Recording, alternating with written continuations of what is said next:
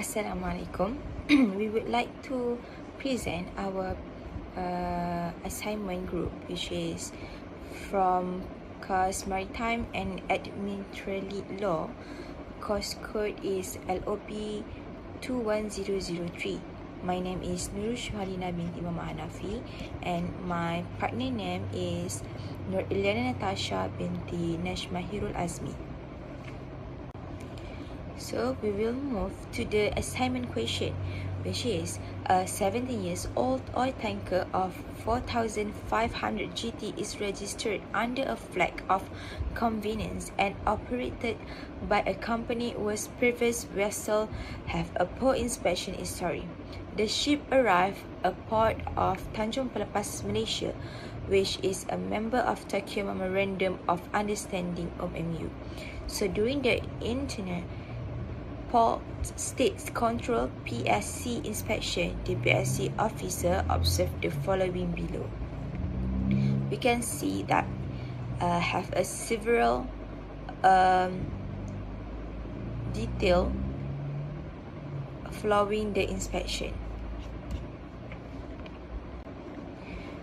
So next, we will move to the question number 1A, which is the question is explain whether the PSC officer was justified in extending the inspection beyond an initial inspection and identify the appropriate type of PSC inspection applied in this case.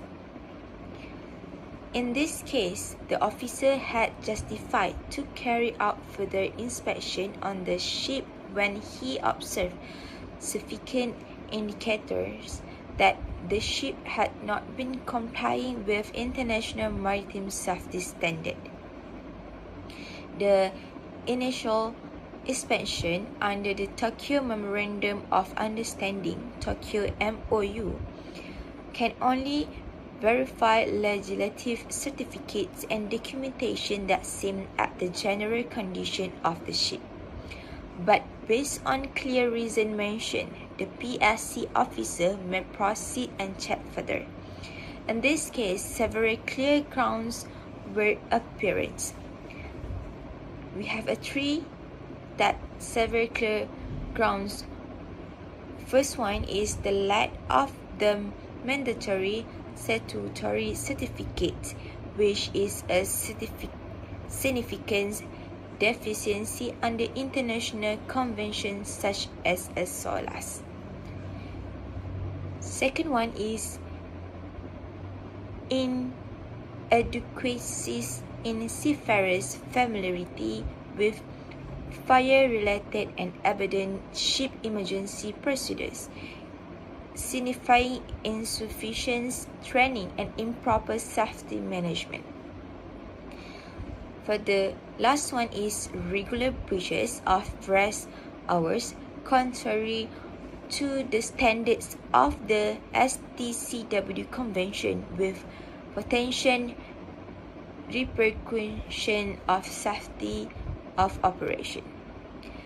These deficiencies directly related to the seaworthiness of the vessel and therefore present a risk to safety of life at sea and the marine environment.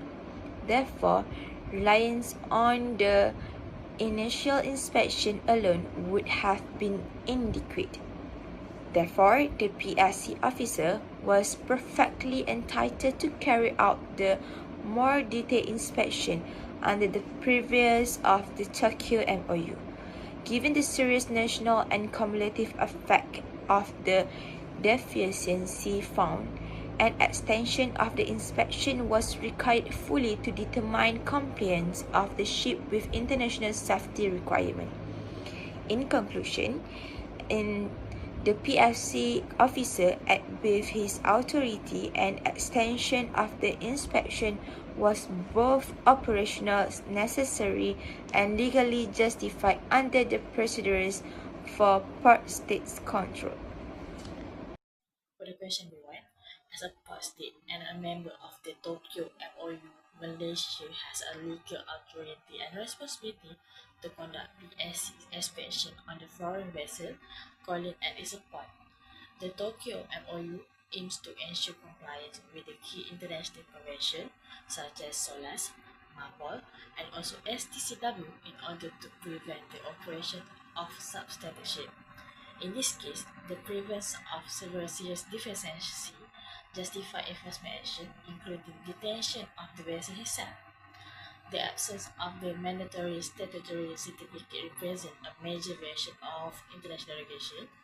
Furthermore, the crew lack of the knowledge regarding fire safety and apprenticeship procedure pose a direct risk to life at sea. Non-compliance with the rest hour requirement also increase the risk of the crew fatigue, which may compromise the safe operation of the vessel. Although the ship owner claimed that the vessel recently passed a classification society inspection, this does not override Malaysia authority under the Tokyo MOU to take the action against the non-compliant vessel. Therefore, the detention of the vessel is consistent with the Malaysia rules in the ensuring maritime safety and compliance with the international standard. Next, we will move to the question B2 Roman. The question is the concept of PSC as a safety net in relation to flag states control. So, port state control is an international safety net mechanism catering to the deficiency in flag state control. Even though the main responsibility for ensuring the ship conformity with international convention standard rests with the flag states. The purpose of port states control is to ensure that substandard ships do not get to operate if flag states informers is not effective. In this case, the ship owner position as presented to the effect that flag state is solely responsible for safety is not tenable. It is well understood under the international regulatory framework for the shipping industry that certain flag states, especially those associated with the flag of convenience, might not have the proper control structure.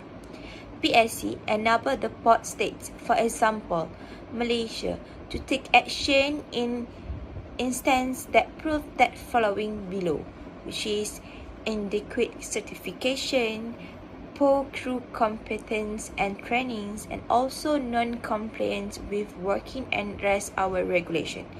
Through the detention of the ship, the Malaysian government safeguard life on the seas, harbour safety as well as seas themselves, independent of the pure inspection carried out by the classification society as well as the flag state. This underscored the pivotal role played by PSC as a complement to informers. In conclusion, Malaysian detention of the ship is valid in the content of the word safety net, promoted by the PSC in an effort to ensure flag states control that had failed in the particular state. For the question C1, flag state can delegate a statutory inspection and the certification to recognize classification society, but they remain fully responsible for ensuring that the vessel can meet the international safety standard. In this case, despite the ship owner is claim the recent classification inspection, the absence of the mandatory statutory certificate, crew power knowledge of emergency procedure, and also the repeated rest hour evaluation indicates serious non-compliance.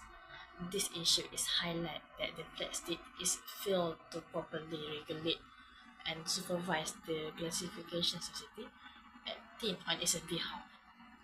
Over-reliance on classification society without the adequate oversight can lead to the paper compliance, where the certificates are issued despite the major safety deficiency. For the last one, the flag state is inability to ensure the professionalism, independence, and effectiveness of its recognized classification society that represent a significant shortcoming in the fulfilling its international obligation. For the last question, operating under a flag of convenience (FOC) is raised the serious concern about the vessel safety, regulatory compliance, and also the crew welfare. Flag of convenience vessel is often operated with the minimal oversight, lower cost, and also have a weaker enforcement of international maritime standard, which is can compromise from both sides, which is safety and also the working condition. In this case, the vessel is have an advanced power inspection record and also repeat the evaluation of the rest hour regulation under the Maritime Labor Convention 2006, where demonstrate that the flag state is failed to ensure the proper safety management and also the crew welfare. Other than that, ignoring the rest hour is also increase the crew fatigue, which is this is the significantly rising the risk of the incident and also the undermining emergency preparedness. Moreover, the crew lack of familiarity with the firefighting and also abandoned ship procedure is highlight insufficient training and drills. Further highlight the flag state's inability to enforce minimum safety and also competency standard. This deficiency show how operating under a flag of convenience is can directly threaten the ship safety, emergency readiness, and also the protection of the seafarer rights that making the strict port state control oversight the crucial.